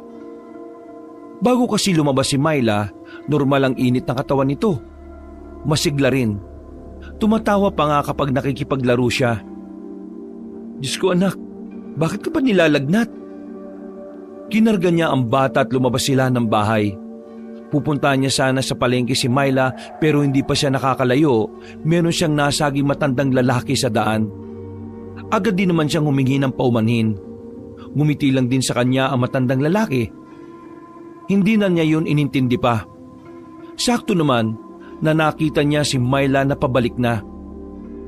Bakit? Anong nangyari kay Ramon? Hindi ko nga alam mahal eh. Bigla na lang siyang nilagnat. Okay naman siya nung bago ka lumabas eh. Diyos ko, sino bang may tricycle dito? Kailangan natin siyang dalhin sa ospital. Pupuntahan na sana nila si Kimpoy para makahiram sila ulit ng masasakyan. Pero nakasalubong na naman nina Louie ang matandang lalaki na nakabanggaan niya. Kailangan nyo ba ng masasakyan? Emergency yata yan Sumama na kayo sa akin. Alika, Meron akong sasakyan dito, bilisan niya. Kahit na hindi nila kilala matanda, naging desperado na rin sila. Wala na silang oras para mag-usisa pa kung sino yon. Ang mahalaga na lamang sa kanila ay madala agad sa ospital ang bata. Tricycle ang sinakyan nila. Minaneo agad na matandang lalaki ang tricycle. Mabilis ang pagpapatakbo nito hanggang sa makalipas ang halos kalahating oras, nakarating na rin sila sa ospital. Agad nilang ipinasok ang bata sa loob. Inasikaso naman yun agad ng mga nurse. Naiwan sa labas ang mag-asawa at ang matanda. Mangiyak-ngiyak ang babaeng si Myla. Sa labas na lang muna ako ha. Kapag kailangan nyo nang umuwi, sabihan nyo lang ako at ako na mag-ahatid sa inyo pabalik. Maraming salamat po. Siya nga pala, ano palang pangalan nyo? Eloy na lang. Mang Eloy ang itawag nyo sa akin. Maraming salamat po ulit, Mang Eloy. Ngumiti ang matanda at naglakad na rin palabas ng ospital. Niyakap na lamang niya si Myla para kahit na papaano, gumaan naman ang pakiramdam nito. Bandang 10:00 ng gabi, lumabas ng ospital si Louie para puntahan ang matandang si Eloy. Bibigyan niya kasi sana ng pagkain yon. Pero laking pagtataka niya nang wala na yun doon. Naiwan lang ang tricycle na ginamit sa paghatid sa kanila. Maya-maya pa, nagring ang dipindot niyang cellphone. Nakita niyang tumatawag ang binatang si Pido. Agad naman niya yung sinagot. Narinig niya ang natatarantang boses ng kaibigan. Pre, nasa kayo ngayon? Pre, nandito kami sa ospital. Itinakbo namin si Ramon eh. Mataas ang lagnat kanina. Pre, kapag may nakita kayo matandang lalaki na puti na ang buhok, may mga tattoo sa braso na dragon, tapos singkita ng mata, lumayo kayo sa kanya ha. Pre, asawa ni Aling Teresita yun. Aswang yung pre, baka atakihin kayo bigla. Nang marinig ni Louie ang sinabing yon ni Pido, nagtindigan ng kanyang mga balahibo. Unang pumasok sa isipan niya ay ang matandang nagatid sa kanila. Dahil lahat ng sinabi ni Pido na paglalarawan, tumutugma sa matandang si Eloy. Natatarantang tumakbo ang lalaking si Louie pabalik ng ospital. Naabutan niya si Myla na nakaupo pa rin sa gilid ng pasilyo. Myla, kailangan nating samahan ng anak natin. Yung matanda kanina. Asawa ni Aling Teresita. Aswang yun. Nililinlang niya lang tayo. Ano? Kahit na bawal pa silang pumasok sa loob, pumasok na sila roon para lang personal na bantayan ang kanilang anak. Pilit silang pinapalabas ng nurse, pero nakiusap sila roon. Sa kalagitnaan ng pakikipagtalo nila, bigla na lamang namatay ang ilaw sa loob ng buong ospital. Sobrang dilim. At ang natitirang ilaw na lamang na nagagamit nila ay ang ilaw sa cellphone ni Louie. Napapalunok ng laway ang lalaki. Habang kinarga na rin naman nila Myla ang kanilang anak, na nasa mga sandaling yon ay bumaba na rin ang temperatura ng katawan. Nilak na rin ni Louie ang pintuan. Miss, nakikiusap ako sa inyo. Huwag niyong bubuksan ang pinto kung sino man ang kumatok dyan ha. Pero sinabi lang ng nurse sa kanila na baka doktor ang kumakatok. Kailangan na kasing masuri ng doktor ang iba pang sanggol na kasama nila roon. Pinigilan ni Louie ang babae at hinila palayo sa pinto. Malakas naman nilang narinig ang paggalaw ng doorknob. Miss, nakikiusap ako sa iyo. Huwag niyo pong buksan. May aswang na papasok dito para kunin ang anak namin. Pero hindi naniwala sa kanila ang nurse. Tinulak nito si Louie. Agad-agad itong lumapit sa pintuan at saka binuksan. Nagulat na lamang sila nang biglang tumalsik na ang babaeng nurse. Bumungad ang matandang si Eloy. Nang tutukan ni Louie ng ilaw ang matandang yon, nakita niyang iba na ang itsura nito. Mabuti naman at wala nang pangontra sa katawan ng batang yan. Kaya sa wakas, mahahawakan ko na rin siya. Nang hanapin ni Myla ang pangontra na iniligay ni Pido kay Ramon, ay wala na nga talaga yun doon.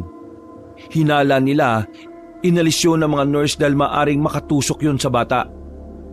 Kaya mo pala kami dinala rito para matanggal ang pangontra niya. Mabuti naman at madali kang nakaintindi, iho. Pero alam mo ba kung anong mahirap maintindihan? Ay ang mawala ng minamahal sa buhay. Yun ang nangyari sa akin.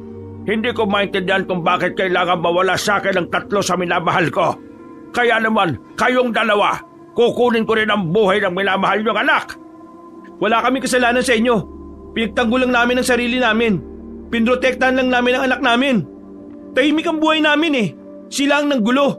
Sila ang nagtangka sa buhay ng mag-ina ko. Sige, lumapit ka. Hindi kita aatrasan. Lalong umangil ng malakas sa matandang aswang. Nagsimula na rin mag-iyakan ng mga bata sa loob ng silid na yon. Habang ang mga nurse naman na nasa loob ay hindi makagalaw sa gilid sa sobrang takot. Ianda mo na ang sarili mo. Mararamdaman mo rin ngayon kung paano mawala ng anak at asawa. Bago pa makalapit si Mang Eloy sa kanila, nilakasan na lamang ni Louie ang kanyang loob. Tumakbo siya palapit sa matandang aswang. Binangga niya yon kaya pareho silang natumba sa sahig. Agad din namang isinarado ng nurse ang pintuan. Hinawakan siya ni Mang Eloy sa damit at saka binalibag sa pader. Kahit di hamak na mas matanda yun sa kanya, ramdam na ramdam pa rin ni Louie ang kakaibang lakas ng aswang na yon. Sinubukan niyang suntukin si Mang Eloy, pero hinawakan lang nito ang kanyang kamao at pinisil ng malakas. Hindi pa nakontento ang matandang aswang. Dinakma pa ang mukha nito at idinikit siya sa pader. Parang dudurugin ang ulo niya sa oras na yon. Walang makalapit sa kahit na sino man sa kanila. Lahat ay nagkulong sa loob ng mga silid. Kaya naman walang kahit na sino ang maaring makatulong kay Louie. Pero ganun pa man, hindi sumagi sa isipan niya na sukuan ang laban na yon. Nakakuha siya ng tamang pagkakataon. Tinusok niya ang mata ni Mang Eloy dahilan para mabitiwan siya nito. Sinubukan niyang tumakbo para habulin siya nito. Nang sa ganon, mailayo niya ang kalaban niya sa kanyang mag-ina. Hinabol nga siya ni Mang Eloy hanggang sa hagdan. Pero pagdating nila roon, nahawakan lang siya ulit sa damit at kinaladkad siya pabalik. Humaba ang kuko ni Mang Eloy. Kinalmot siya nito pero buti na lang ay agad siyang nakailag. Pero pagtayo niya, nadakma na naman siya sa leeg. Minudmod ang mukha niya sa lapag at sinipa ng malakas. Namilipit sa sakit ang lalaking si Louie. Nang makita niyang pupuntahan na ni Mang Eloy ang kanyang mag-ina, hinawakan niya yun sa binti para pigilan. Ang kaso nga lang ay sinipa lang siya nito ulit.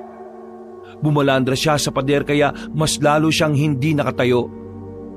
Nakalapit na si Mang Eloy sa tapat ng pintuan. Pinipilit na nitong buksan yon nang dumating naman ang binatang si Pido. Kasama nito si Kimpoy. May dalang pana si Pido at pinukulan nito ng palaso si Mang Eloy. Tinamaan yon sa bandang balikat. Nataranta ito nang maramdaman na may kakaibang hapdi ang bigla na lamang kumalat sa pinagbaunan ng palaso. Kaya naman nagmamadaling pinutol na matandang aswang ang palaso at saka gumapang palabas ng ospital. Pre, ayos ka lang? Pambira naman. Bakit hindi ka lumaban? Lumaban ako, kaso ang lakas niya. Hindi ko siya kaya ng mano-mano. Teka, nasaan na pala siya? Umalis na.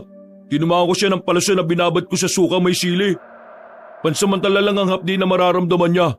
Pero ang malaga, nagawa ko siyang linlangin. Akala niya sobrang delikado ng palaso. Teka, nasaan na mag-ina mo? Naroon, nasa loob ng kwartong yon. Tinulungan siya ng dalawa na makatayo.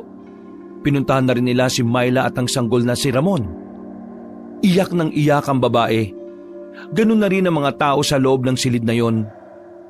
Kailangan na nating umalis dito. Marami pang madadamay kapag bumalik ang aswang na yun dito. Wala silang sinayang na pagkakataon. Nilisan na rin nila ang lugar na yon. Mabuti na lang din ay wala na rin sa area ang matandang aswang. Wala silang ibang mapupuntahan kundi ang bahay na lamang ni Pito. Alanganing oras na nang makarating na sila roon. Nakarecover na ang katawan ni Louie mula sa bugbog na inabot niya. Pero ang kanilang anak na si Ramon, tumataas na naman ang lagnat. Kaya naman, agad na sinuri ni Pido ang bata. Meron na rin naman itong kaalaman sa pag-aalbularyo. Pero hindi pa rin gaano kabihasa. Kagagawa ng aswang kung bakit nilalagnat si Ramon. Yung ilang araw niyang pagmamanman sa bahay niyo, yung presensya niya ang dahilan kung bakit nilalagnat ang bata. Sinadya niya yun kasi alam niyang ganito ang mangyayari. Ano naman kaya ang gagawin natin? Hindi na rin naman tayo makakabalik sa ospital dahil baka bumalik naman siya ron. Meron akong alam na paraan para kontrahin ang sakit niya. Kaso, kailan ko lang naalaman ang paraan na yun. Hindi ako sigurado kung uubra ba. Alam niyo namang kailan lang ako natuto manggamot eh. Nagkatinginan na mag-asawa. Alam nila sa kanilang sarili na wala silang ibang paraan para mawala ang lagnat ng kanilang anak. Kaya kahit hindi nila sigurado kung magiging epektibo ba ang gagawin ni Pido, ipinagkatiwala nila ang kanilang anak sa lalaki. Pre, may tiwala kami sa'yo. Gawin mo kung ano sa tingin mo makakabuti. Sige, akong bahala.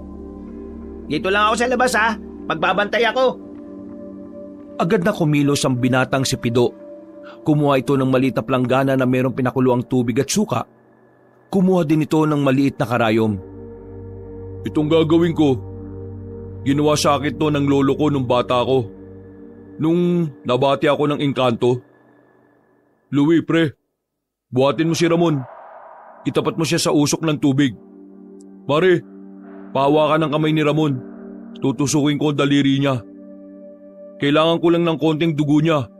Kapag pinawisan siya, huwag niyo siyang pupunasan ha. Ibalot niyo muna sa tela. Tapos, itong nasa planggana, ipapakulo ko ulit ito. Lalagyan ko ng langis na medyo maanghang. Dadasalan ko. At yun ang ipapahid natin sa buong katawan niya. Tumango lang ang mag-asawa. Hindi nagtagal, sinagawa na rin ni Pido ang kanyang nalalaman.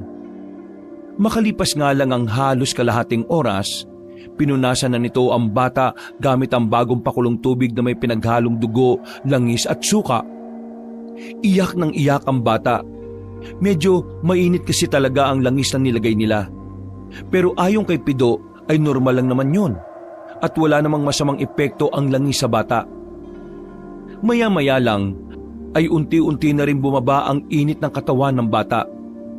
Nakahinga na rin ng maluwag ang mag-asawa. Maging si Pido ay hindi rin makapaniwalang magagawa niya ang bagay na yon. Yun din kasi ang unang pagkakataon na sinubukan niya yon. Kinabahan ako, pre. Kala ko hindi ko magagawa. Maraming salamat, Pido. Nawawala na ang lagnat niya. Ngayon, ang dapat nating intindihin ay kung paano natin haharapin ang matandang yun. Kakayanin naman siguro natin kung tatlo tayo. Mag-isa lang naman siya, di ba? Kung siya mag-isa, oo. Pero paano kung may mga kasama pa siya? Kaya nga dapat, asahan na natin ang mga bagay na di natin inaasahan. Ipagpalagay natin may mga kasama siya. Kaya dapat ang isipin natin paraan ay yung kayang tumapat sa kaya nilang gawin. Mahal, kung bumalikan na lang kaya muna sa mga magulang mo, sabihin mo ang sitwasyon natin na kailangan mo munang lumayo dito dahil delikado. Pero alam mo naman kung anong naging problema namin, di ba? Ayaw na ayaw nila sa relasyon natin. Tinakwil na rin nila ako mula nang pinili kita. Mahal, wala na tayong ibang choice. Kailangan na nating lunukin ang pride natin. Kasi habang nandito kayo, hindi rin ako makakakilos eh. Sinasabi mo bang papigat kami? Nakto, away to. Mahal, hindi naman yun ang ibig kong sabihin. Ang akin lang, mas mapapahama kayo kung magkakasama tayo lagi. Kaya nga sabi ko, kailangan wala na muna kayo ng anak natin. Mare, tama naman ang asawa mo eh. Hanggat nandito kayo, mahihirapan kami. Pwede kasi nila kayong gamitin laban sa amin. Isa pa, mas malaki ang tsansa na mapahama kayo mag-ina kung lagi kayo magkasama. Hindi ko alam kung anong problema mo sa magulang mo pero hindi ka nila matitiis. Walang magulang ang kayang tiisin ng anak. Lalo na ngayon, may apo na sila. Nababahala kasi ako na baka hindi nila ako matanggap eh. Kahit na masama ang ugali nila sa atin, naniniwala pa rin ako na hindi nila magagawang itaboy ang anak natin. Huminga ng malalim ang babae. Sa huli, pumayag na rin naman ito sa ideyang naisip ni Louie. Kaya kinabukasan ng umaga, sinamantala nila ang pagkakataon. Umalis sila para ihatid ang mag-ina sa bayan kung saan doon nakatira ang mga magulang ng babae. Noong una, nagalit pa rin sa kanila ang mga biyena ni Louie. Pero nang malaman ng mga yon ang kanilang sitwasyon, dito na tuluyang lumambot ang puso ng mga yon. Nay, Tay, kung ano man po yung napag-awayan natin noon, gusto ko po sanang pag-usapan natin yon pagkatapos itong mga nangyayari. Kailangan ko lang po munang unahin ito para sa kaligtasan na mag-ina ko. Delikado po itong gagawin namin kaya kailangan ko po talagang iwan muna sila rito. Maraming salamat po ulit. Tumangulang ang mga magulang ni Myla, pero masungit pa rin itong nakatingin sa kanya. Hindi na lamang niya inintindi yon. Dahil ang mahalaga na lamang kay Louie sa mga sandaling yon ay nasa ligtas na ring lugar ang kanyang mag-ina. Mahal, mag-iingat ka. Pakiusap, babalik ka ng buhay ha. Babalik ka ng buo. Oo, pinapangako ko. Babalikan ko kayong dalawa ni Ramon. Sandali pang humalik si Louie sa kanyang asawa at anak. Nang matapos na rin ang usapan na yon, nagpaalam na rin siya sa kanyang mag-ina. Bumalik na sila sa owner na hiniram nila ulit kay Aling Tonya. Inabutan nila si Kimpoy na binubuksan na ang harapan ng sasakyan. Oh, anong problema? May sira? Wala naman. Sinigurado ko lang na maayos. Baka mamaya magalit na naman sa akin si Aling Tonya eh. Konting lambing mo lang naman dun. Uy, kinabutan ka nga. Louie, pre, ayos ka lang ba? Oo. Ayos lang naman ako. Pero iniisip ko kasi ang mag-ina ko eh. Bakit? Nag-aalala ka ba na baka awayin siya ng mga magulang niya? Hindi. Siguro namimiss ko lang talaga sila kagad. Ayos lang yan pre. Makakabalik naman tayo eh. Malakas ang kutob ko na matatapos din naman ang lahat ng ito. Lintik naman kasing mga aswang yan eh. Ang tahimik na ng buhay namin, ginulo na naman nila uli. Kaya nga sila tinawag na salot eh. Kasi kaya nilang gulantangin lahat ng buhay ng tahimik. Oh, tayo na. Sakay na. Baka mamaya hinahanap na tayo ni Aling Tonya. Sumakay na rin sila ng sasakyan at agad na rin namang bumalik ng kanilang baryo. Nang makarating na sila, nagtataka si Louie kung ano ang ginagawa ni Kapitan Tony sa kanilang bakuran. Agad na nag-init ang kanyang ulo ng isiping baka si Myla na naman ang hinahanap na matanda. Oh, anong ginagawa mo rito? Bakit ka nandito sa bakuran namin? Hindi mo ba alam na trespassing ang ginagawa mo? Louie, hindi ako narito para makipagtalo sa'yo. Narito ako para makipagtulungan. Anong pinagsasabi mo? Alam ko na may kinakalabang kayong aswang ngayon. At bilang kapitan ng lugar na ito, mahal ko mga tao. Ayaw ko sila mapahamak. At dahil ayaw ko sila mapahamak, makikipagtulungan ako sa inyo. Mawalang galang na pero anong may tutulong mo sa amin? Ngumiti ng nakakaloko ang kapitan ng mga sandaling yon. Naglakad ang kapitan na si Tony paikot kay Louie. Para itong nangaasar pero nagtitimpi naman ang lalaki. Huminto lamang sa kakaikot ang kapitan na magsalita na ulit si Louie ng pagalit. Wala akong panahon na makipaglukuhan sa iyo, kapitan. Umalis na kayo at isama mo nitong mga dagamong bata. Grabe ka naman sa mga tanod ko. Hindi mo ba alam na sila ang tutulong sa inyo para malaman kung nasa nakatira matandang lalaki na aswang? Sa sinabing yon ni Kapitan Tony ay agad na napukaw ang kanilang atensyon. Naging interesado agad sila. Alam nilang malaki ang may tutulong nito sa gagawin nilang pagtugi sa aswang. Diretsuin mo na kami. Pagka magsalita, hindi ikaw ang kausap ko. Si Louie ang gusto kong marinig kung papayag ba siya o hindi. Kapag pumayag siya, sasabihin ko mga detalye ng gagawin natin. Pre, mukhang kailangan talaga natin ng tulong nila. Wala tayong ideya kung gaano karami mga aswang eh. O sige, papayag ako sa gusto ninyo. Pero kami ang masusunod sa lakad na to. Ituturo nyo lang sa amin kung nasaan at kami rin ang masusunod sa pagpaplano. Di kayo na. Kayo na magaling. Ayaw mo? Papayag na ako. Para naman ito sa mga kalugar natin eh.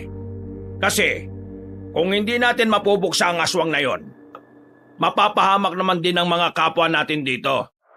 Kaya sa tingin ko, win-win situation naman to, di ba? Hoy, ano pa nga bang sasabihin mo? Netong nakaraan, habang kami rumoronda, nakakita kami ng isang matandang kahina-hinala. At nang sundan namin siya, nakarating kami sa kagubatan. Merong bahay doon na maliit lang. At laking gulat namin nang bigla siyang nagpalit ng anyo. Hindi niya naman kami nakita eh. Kaya nakakasigurado ako na hindi pa rin siya umaalis sa lugar na yon. Kabisado namin ang daan kaya makakarating tayo kaagad doon. Yun lang? Wala na? Wala na. Daming sinasabi, yun lang naman pala. Matapos ang kanilang kasunduan, pinapunta na rin sila ni Kapitan Tony sa barangay hall. Binigyan sila roon ng mga gamit kagaya lang ng flashlight at lagayan ng tubig. Binigyan din sila ng sandata pero hindi nila tinanggap. Wala namang kasing silbi ang batuta kapag aswang na ang kalaban. Pinalipas na muna ang oras. Pagsapit ng gabi, muli silang pinuntahan ni Kapitan Tony. Handa na ang mga yon. Parang mga sasabak sigera dahil kung ano-ano pang nakaipit sa mga tagiliran nila. Nakahanda na kami. Kailangan na nating umalis. Kapitan, alam kong hindi tayo magkasundo kahit na kailan dahil sa mga kabastusan na ginagawa mo sa asawa ko. Pero ngayon, nakikiusap ako sa'yo. Magpakatino ka muna. Huwag ka na munang gagawa ng kahit na anong bagay na makakabwisit sa akin, okay? Kung makapagsalita ka naman para naman ako masamang tao. Well, sige. Susubukan ko makasundo ka. Boys, tara na. Susugurin na natin ang matandang aswang na yon at ililigtas na natin ang mga residente ng baryong ito. Nagsimula na rin silang lumarga. Nasa likuran lamang sila Louie habang nakasunod sa mga yon. Ano kaya mangyayari sa mga to? May ideya ba sila kung gaano kabangis yung makakalaban natin? Bahala sila sa buhay nila. Sila ang nagkusang tulong eh. Kaya pakinabangan na lang din natin. Ano sa tingin nyo? Ubra ba talaga tayo kay Mang Eloy? Kaya yan pre. Kahit tayong tatlo nga lang eh. Kayang-kaya na natin eh. Pero syempre, hindi natin siya dapat maliitin. Kahit sa ang anggulo, mas marami pa rin karanasan sa atin ng aswang na yun. Pero huwag kayong mag-alala. Marami akong baon na panlaban sa kanya. Inakbayan na lamang ni Pido si Louie. Noong mga sandaling yon, itinoon na rin nila ang atensyon sa kanilang nilalakaran. Nakarating na rin sila sa kagubatan. Madilim pero dahil may mga dala silang flashlight na kung saan-saan nila tinututok, nakikita pa rin nila ang kanilang dinaraanan. Masukal. Sobrang liblib na ang parting yon. Sa ganung uri ng lugar, masasabi ni Louie na hindi tumambay ang mga aswang doon. Kaya kahit na marami sila, hindi maiiwasan ni Louie na mapatingin sa kung saan-saan. Mga kasama, malapit na tayo. Ihanda nyo na ang mga sarili ninyo. Siguradong maya-maya lang, magkakaroon na ng sagupaan. Nagsimula na ring dumaloy ang kaba sa kalooban ng lalaking si Louie. Naalala na naman niya kung paano siya ibalibag ni Mang Eloy. Kapag bumabalik sa utak niya ang senaryong yon, hindi niya maiwasan na hindi mabahala.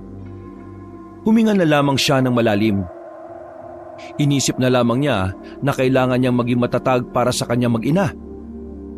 Nakikita niyo ba yung parang burol na yan? Kapag nakalagpas na tayo dyan, matatanaw na natin yung bahay. Marami ba sila dyan? O yung matanda lang mag-isa? Nung makita namin siya, mag-isa lang siya. Kaya nakakasiguro kami na wala naman siyang kasama. Oh, kayo na mauna. Kayong tatlong may kalaman sa pakikipaglaban eh. Naka-backup lang naman kami sa inyo. Sinunod nila ang sinabi ng kapitan. Nanguna na sila sa paglalakad. Ilang sandali lang na makalagpas na sila sa burol, meron na nga silang natanaw na bahay. May liwanag doon, kaya palagay nila ay meron nang nakatira doon. Pre, kumukulo ang langis ko. Kumpirmado, may aswang nga dyan. Malakas ang kulo eh. Ibig sabihin, malakas din ang aswang na naroon. Eh di si Mang Eloy na nga yun nariyan. Malamang sa malamang. Huminga ng malalim si Louie at pinagpatuloy na rin nila ang kanilang paglalakad. Nang nasa harapan na sila ng bahay na yon, naramdaman na lamang nilang may mga kaluskus na sa paligid.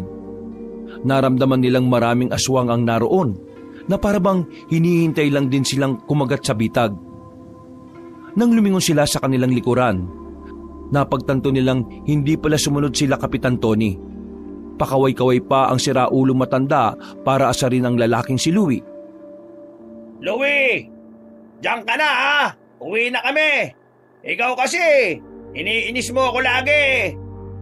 Naalala mo yung sinabi ko na gagantihan din kita balang araw? Ito na yon!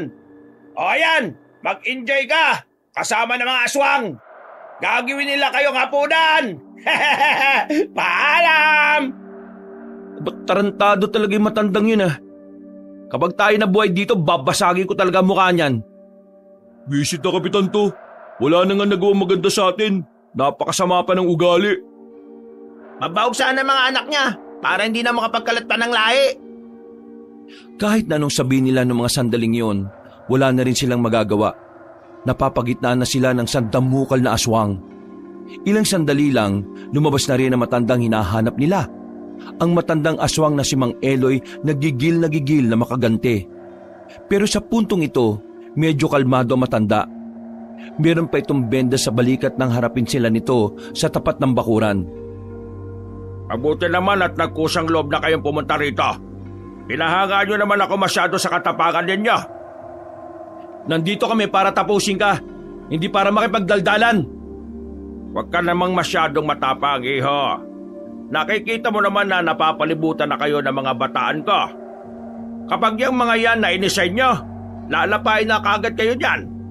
Kaya, kalma ka lang. Gusto ko na munang makipag-usap. Gusto kong marinig kayong nagmamakaawa para sa buhay ninyo. Makaawa? Nahihibang ka na ba?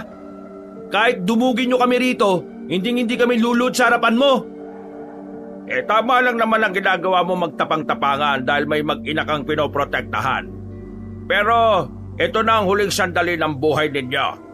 Kaya sa halip na magmatigas ka, dapat marunong ka lang magpakumbaba. Yun ay kung talagang gusto mo pang makita ang mag-ina mo. Teka nga pala. Bakit mo iniwan ang mag-ina mo? Hindi ka ba natatakot na baka puntahan sila ng mga bataan ko? Ha? Dami mong sinasabi. Palibhasa, patay na ang asawa mo eh. Patay pa ang dalawa mong anak. Sa sinabing yun ni Louie, nakita nilang nagbago na ng reaksyon ng matandang aswang. Nanggalaiti na ito sa kanila. Nagsarado ang kamao ng matandang lalaki. Wala na sila sa akin. Sila lang ang mundo ko eh. Pero sinira mo ang mundo ko. Mga bata, lusubin nyo na ang tatlong yan. At huwag na huwag kayong titigil hanggat hindi nyo napapatay. Pira-pirasuin nyo ang katawan. Buto na lang ang ititila ninyo. Sabay-sabay na umangil ang mga aswang sa paligid. Nagdikit-dikit naman ang magkakaibigan. Kahit na wala pa silang gaanong karanasan, tapang na lang ang kanilang ginawang puhunan. Mga pre, walang panghinaan ng loob ha! Tinaga nila ang mga aswang na pilit lumalapit sa kanila. Dahil nakainsayo naman na sila noon, kahit na papaano ay nagagawa nila makasabay sa mga kalaban nila. Pero dahil mabibilis sa mga aswang, hindi maiwasan na tamaan sila paminsan-minsan. Ayos ba kayo mga pre? Tinamaan ako sa bewang. Ang apti. Pero ayos lang ako. Kaya ba? Masyado silang marami. Kailangan natin wag magalusan ng marami. Mahaba-habang laban pa ito eh. Sa huling paglusob ng mga aswang, tinamaan naman si Pido sa bandang hita. Iika-ika maglakad ng binata, pero pinilit pa rin itong makalaban. Hindi niyo matatagalan ng mga aswang. Dahil kahit makapas lang kayo ng marami-rami pa rin ang mga lalaban sa inyo. Lumipas pa ang 2 minuto, sugatan na rin silang 3. Aminado na sila na himala na lamang ang magliligtas sa kanila. Nang mas dumami pa ang mga aswang na nakapalibot sa kanila, parang unti-unti na silang nawala ng pag-asa. Hanggang sa... Uy! Mga pre! Ano yun oh? Dapa mga pre! Agad-agad silang dumapa nang marinig nila ang putukan ng mga baril. Nakita na lamang nilang bumulugta ang mga aswang dahil doon. Si Mang Eloy naman, nataranta na rin at nakita nilang tumakbo. Sino mga yan? Nagpulasa na ang mga aswang. Hinabol naman ng ibang rebelde ang mga nilalang na yon na kumalat pa sa kagubatan. Samantala, nilapitan sila ng isang rebelde na sa palagay nila yon ang pinuno. Pero nagulat sila nang bigla ito magsalita. Sino ang mga persons na ito? Mga pogi, Taga-baryo kami. Narito kami para puksain sana yung mga aswang na yon. So, angry patoti pala kayo sa mga monster? Ha? Ang sabi, Kesh, enemy nyo rin pala mga bad guy with pangil na yon. Inchendes? Oo. Marami silang biniktimang mga buntis sa baryo namin eh. Isa na roon yung asawa ko. Kaya narito kami. Okay. Let's help each other na lang para bongga ang victory. Teka, sino ba kayo? Bakit mga nakabaril kayo?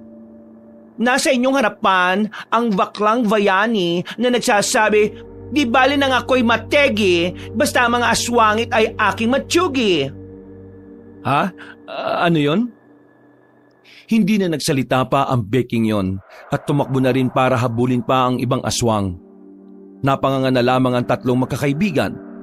Hindi naman sila tutol sa pagiging bakla. Wala silang problema sa kahit na anong kasarian. Nawiwindang lang sila dahil ngayon lamang sila nakakita ng pinunong rebelde na binabae. Karamihan kasi sa mga nakikita nila sa mga balita o mga palabas, barako o mga commander. Ganun pa man, malaki ang pasasalamat nila sa mga armadong grupo na yon. Kaya naman, nakakuha sila ng tamang pagkakataon para makaharap ang pinuno ng mga aswang. Tumungo sila sa kung saan man nagpunta si Mang Eloy.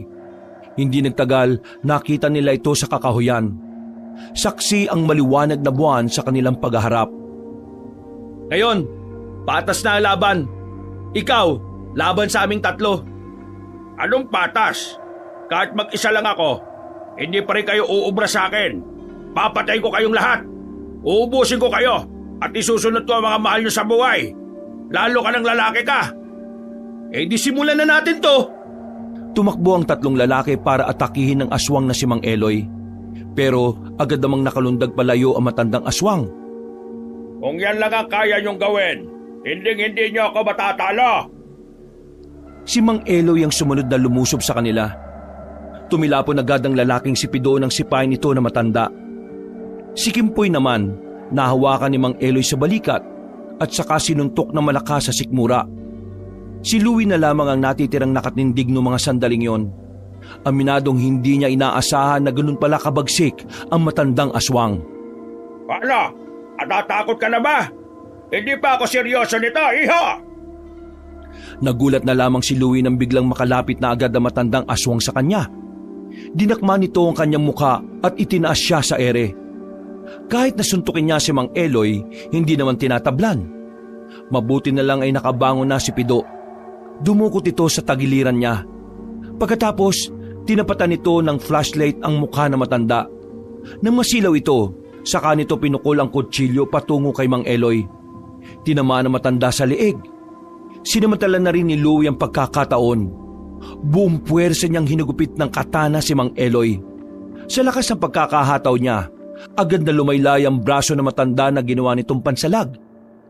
Agad na dumistansya ang lalaking si Louie nang makita niyang mas lalong nagalit ang matanda. Pero sa mga sandaling yon, tila mas lalo lang lumakas sa matandang aswang. Sakit nun. Sinikmuraan ako eh. Maganda kayo. Magpapalit na siya ng tunay niyang anyo.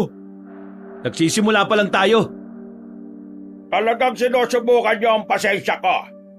Sige, tanggapin niyo ang galit ko. Para ito sa asawa ko at 2 kong anak na pinaslang ninyo. Unti-unti nang nagpalit ng anyo si Mang Eloy. Nakakatakot na ang itsura nito. Pero sa pagkakataon namang ito, wala na ring nararamdaman na kaba ang tatlo. Dahil isusugal na nila ang buhay nila para lang manalo sa laban na ito. Dumami na ang buhok sa katawan ni Mang Eloy at naglabasan na rin ang mga ugat sa kanyang buong katawan. Mabilis itong umatake sa kanila. Tatagain pa lang sana nila yon, pero nadakma na nito si Pido at Kimpoy.